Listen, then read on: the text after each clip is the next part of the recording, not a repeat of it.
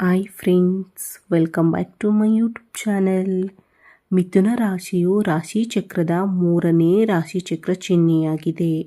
ಮಿಥುನ ರಾಶಿಯು ಮೃಗಶಿರ ನಕ್ಷತ್ರ 3 ಮತ್ತು 4ನೇ ಪಾದ, ಆರಿದ್ರ ನಕ್ಷತ್ರ 1, 2, 3 ಮತ್ತು 4 ಪಾದಗಳು, ಪುನರ್ವಸು ನಕ್ಷತ್ರ 1, 2 ಮತ್ತು 3ನೇ ಪಾದಗಳು, ಒಟ್ಟು 9 ಪಾದಗಳನ್ನು ಒಳಗೊಂಡಿದೆ.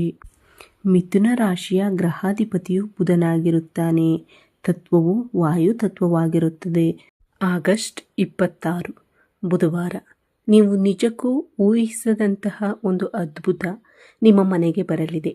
ನಿಮ್ಮ ಮನೆ ಬಾಗಿಲಿಗೆ ಬರುವ ಆ ಸ್ತ್ರೀ ಯಾರು? ಆಕೆ ತರುವ ಶುಭ ಸುದ್ದಿ ಏನು? ಈ ರಾಶಿಯಲ್ಲಿ ಜನ್ಮಿಸುವುದು ಸಾಮಾನ್ಯವಾದ ವಿಷಯವಲ್ಲ ಮಿತ್ರರೇ. ಇದೇ ಆಗಸ್ಟ್ 26 ಬುಧವಾರ ನಿಮ್ಮ ಜೀವನದಲ್ಲಿ ಹಿಂದೆಂದೂ ನಡೆದಿರದ, ಎಂದಿಗೂ ಮರೆಯಲಾಗದಂತಹ ಒಂದು ಮಹತ್ವದ ತಿರುವು ಬರಲಿರುವ ಸಮಯವಾಗಿದೆ.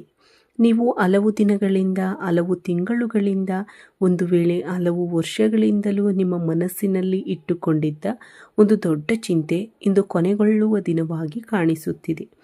ನೀವು ಕನಸಿನಲ್ಲಿಯೂ ಊಹಿಸಿರದ ರೀತಿಯಲ್ಲಿ ಒಬ್ಬ ಮಹಿಳೆ ನಿಮ್ಮ ಮನೆಯ ಹೊಸ್ತಿಲು ತುಳಿದು ನಿಮ್ಮ ಕುಟುಂಬದಲ್ಲಿ ನಡೆಯಲಿರುವ ಒಂದು ಮಹತ್ವದ ಶುಭ ಕಾರ್ಯದ ಬಗ್ಗೆ ಸೂಚನೆಯನ್ನು ನೀಡಲಿದ್ದಾಳೆ. ಆ ಶುಭ ಸುದ್ದಿಯನ್ನು ಕೇಳಿದ ಕೂಡಲೇ ನಿಮ್ಮ ಕಣ್ಣುಗಳಲ್ಲಿ ಸಂತೋಷದ ಕಣ್ಣೀರು ಬರುವುದು ಖಚಿತ. ಹಾಗಾದರೆ ಆ ಸ್ತ್ರೀ ಯಾರು? ಆಕೆ ತರುವ ಶುಭ ಸುದ್ದಿ ಏನು? ನಿಮ್ಮ ಕುಟುಂಬದ ಪರಿಸ್ಥಿತಿ ಹೇಗೆ ಬದಲಾಗಲಿದೆ? ಹಿಂದೆ ನೀವು ಅನುಭವಿಸಿದ ಕಷ್ಟಗಳಿಗೆ ಇಂದು ಯಾವ ರೀತಿಯ ಅಂತ್ಯ ಸಿಗಲಿದೆ? ಇಂತಹ ಅನೇಕ ವಿಷಯಗಳ ಬಗ್ಗೆ ಈ ವಿಡಿಯೋದಲ್ಲಿ ತಿಳಿದುಕೊಳ್ಳೋಣ. ಆದ್ದರಿಂದ ವಿಡಿಯೋವನ್ನು ಎಲ್ಲಿಯೂ ಸ್ಕಿಪ್ ಮಾಡದೆ ಕೊನೆಯವರೆಗೂ ನೋಡಬೇಕೆಂದು ನಾನು ಮನಪೂರ್ವಕವಾಗಿ ಕೇಳಿಕೊಳ್ಳುತ್ತೇನೆ. ನೀವು ಮೊದಲ ಬಾರಿಗೆ ನಮ್ಮ ಚಾನಲನ್ನು ನೋಡುತ್ತಿದ್ದರೆ ದಯವಿಟ್ಟು ಈ ವಿಡಿಯೋವನ್ನು ಲೈಕ್ ಮಾಡಿ ಮತ್ತು ನಮ್ಮ ಚಾನಲನ್ನು ಸಬ್ಸ್ಕ್ರೈಬ್ ಮಾಡಿ. ಹಾಗೆಯೇ ಜೈ ಶ್ರೀರಾಮ್ ಎಂದು ಕಾಮೆಂಟ್ ಮಾಡಿ. ಆದರೆ ಅದೇ ಸಮಯದಲ್ಲಿ ಇವರು ಯಾರೊಂದಿಗೂ ಅಷ್ಟು ಸುಲಭವಾಗಿ ಹತ್ತಿರವಾಗುವುದಿಲ್ಲ ಎಂದು ಭಾವಿಸುತ್ತಾರೆ. ಇನ್ನು ಕೆಲವರು ಇವರು ಏನು ಯೋಚಿಸುತ್ತಿದ್ದಾರೆ ಎಂಬುದೇ ಅರ್ಥವಾಗುತ್ತಿಲ್ಲ ಎಂದುಕೊಳ್ಳುತ್ತಾರೆ. ನಿಜವೇನೆಂದರೆ ಈ ರಾಶಿಯವರು ತಮ್ಮ ಮನಸ್ಸಿನಲ್ಲಿರುವ ಪ್ರತಿಯೊಂದು ವಿಷಯವನ್ನು ಎಲ್ಲರಿಗೂ ಹೇಳುವುದಿಲ್ಲ. ಯಾರಿಗೆ ಎಷ್ಟು ಹೇಳಬೇಕು ಎಂಬುದು ಅವರಿಗೆ ಚೆನ್ನಾಗಿ ಗೊತ್ತಿರುತ್ತದೆ. ಅವರು ನಗುತ್ತಾ ಮಾತನಾಡುತ್ತಿದ್ದಾರೆ ಎಂದು ನೋಡಿ ಇವರು ನಮ್ಮೊಂದಿಗೆ ತುಂಬ ಕ್ಲೋಸ್ ಆಗಿದ್ದಾರೆ ಎಂದುಕೊಂಡರೆ ಅದು ತಪ್ಪಾಗಬಹುದು. ವಿಶೇಷವಾಗಿ ಪ್ರೀತಿಯ ವಿಚಾರದಲ್ಲಿ ಈ ರಾಶಿಯವರು ತುಂಬ ಪ್ರಾಮಾಣಿಕರಾಗಿರುತ್ತಾರೆ. ನಾನು ನಿನ್ನನ್ನು ಪ್ರೀತಿಸುತ್ತೇನೆ ಎಂದು ಪ್ರತಿದಿನ ಹೇಳದೇ ಇದ್ದರೂ ಅಗತ್ಯವಿರುವ ಸಮಯದಲ್ಲಿ ನಿಮ್ಮ ಪಕ್ಕದಲ್ಲಿ ನಿಂತುಕೊಳ್ಳುವ ಮೂಲಕ ತಮ್ಮ ಪ್ರೀತಿಯನ್ನು ತೋರಿಸುತ್ತಾರೆ.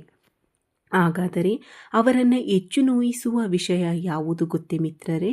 ಈ ರಾಶಿಯವರಿಗೆ ಸುಳ್ಳು, ಮೋಸ ಮತ್ತು ನಂಬಿಕೆ ದ್ರೋಹ ತುಂಬ ನೋವನ್ನುಂಟು ಮಾಡುತ್ತದೆ. ಮುಖದ ಮೇಲೆ ಒಂದು ರೀತಿಯಲ್ಲಿ ಮಾತನಾಡಿ ಹಿಂದೆ ಮತ್ತೊಂದು ರೀತಿಯಲ್ಲಿ ಮಾತನಾಡುವವರನ್ನು ಅವರು ಅಷ್ಟಾಗಿ ಇಷ್ಟಪಡುವುದಿಲ್ಲ.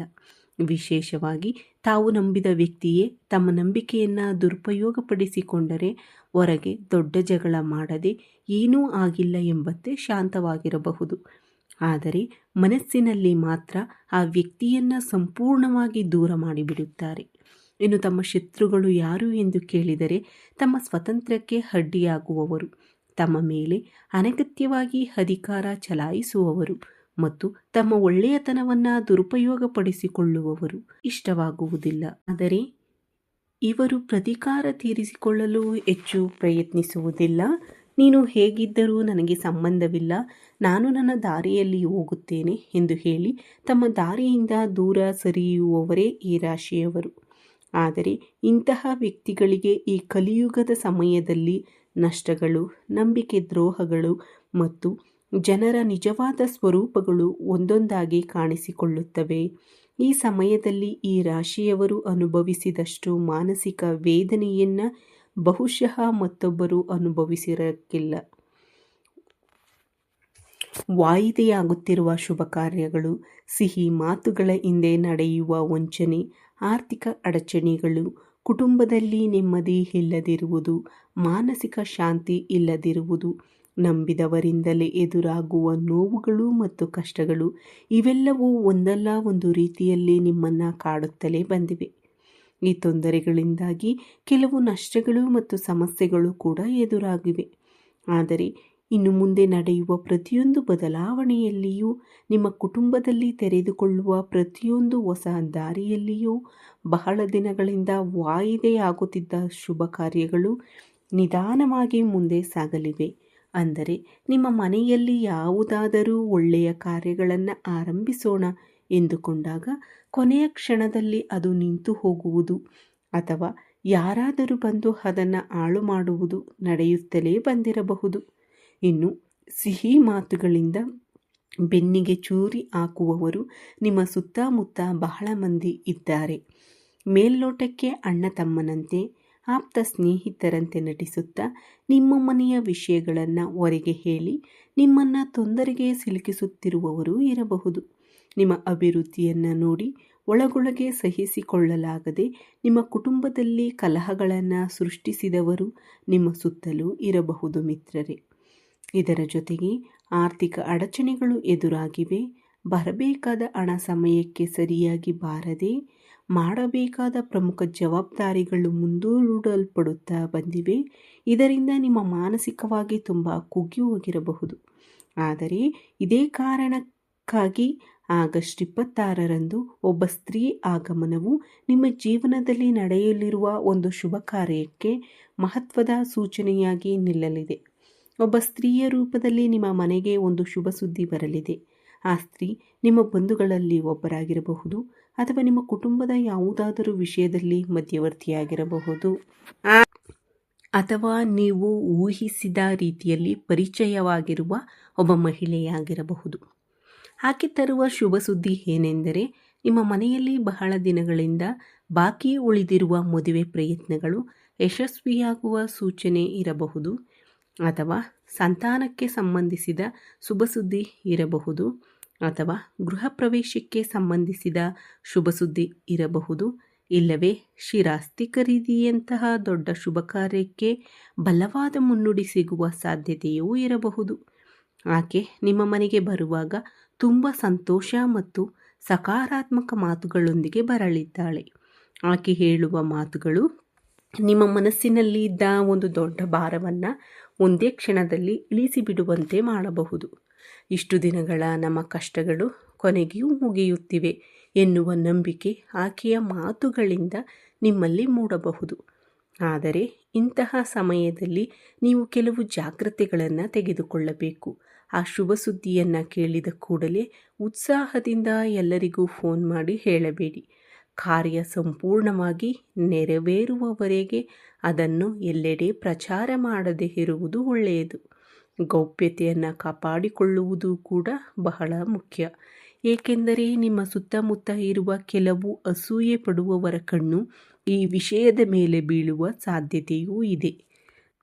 ಇನ್ನು ನಿಮ್ಮ ಮನೆಯಲ್ಲಿ ನೀವು ಪಾಲಿಸಬಹುದಾದ ಕೆಲವು ಸರಳ ಪರಿಹಾರಗಳನ್ನು ಕೂಡ ಹೇಳುತ್ತೇನೆ.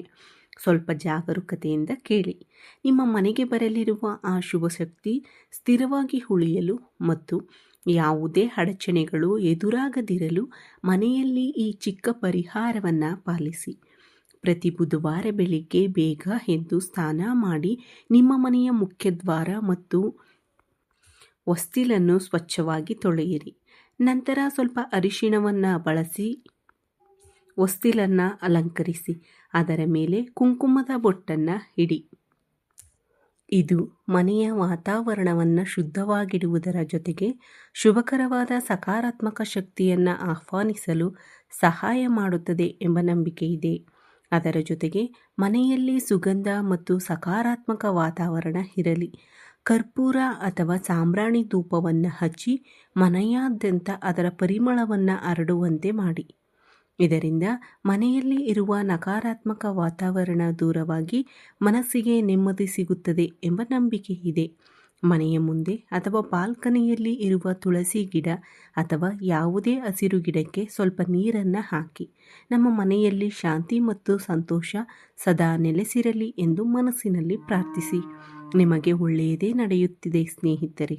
ಕತ್ತಲೆ ಎಷ್ಟು ಗಾಢವಾಗಿದ್ದರೂ ಬೆಳಕು ಅಷ್ಟೇ ಹತ್ತಿರದಲ್ಲಿರುತ್ತದೆ. ನೀವು ಸುರಿಸಿದ ಕಣ್ಣೀರಿಗೆ ಕಾಲವೇ ಉತ್ತರ ನೀಡುತ್ತದೆ. ಆದ್ದರಿಂದ ಈ ಶುಭ ಸೂಚನೆಯನ್ನು ತುಂಬು ಮನಸ್ಸಿನಿಂದ ಸ್ವಾಗತಿಸಿ. ಅಗತ್ಯವಿಲ್ಲದ ಭಯಗಳನ್ನು ಮತ್ತು ಇಂದಿನ ಕಹಿ ಅನುಭವಗಳನ್ನು ಬದಿಗಿಟ್ಟು ಮುಂದೆ ಹೆಜ್ಜೆ ಇಟ್ಟರೆ ಒಳ್ಳೆಯದು. ಈ ವಿಡಿಯೋ ನಿಮಗೆ ಇಷ್ಟವಾಗಿದ್ದರೆ ದಯವಿಟ್ಟು ಲೈಕ್ ಮಾಡಿ, ನಿಮ್ಮ ಸ್ನೇಹಿತರು ಮತ್ತು ಕುಟುಂಬದವರೊಂದಿಗೆ ಶೇರ್ ಮಾಡಿ. ನಮ್ಮ ಚಾನಲನ್ನು ಸಬ್ಸ್ಕ್ರೈಬ್ ಮಾಡಿಕೊಳ್ಳಿ. ಮತ್ತೊಂದು ಹೊಸ ವಿಡಿಯೋದಲ್ಲಿ ಮತ್ತೆ ಭೇಟಿಯಾಗೋಣ.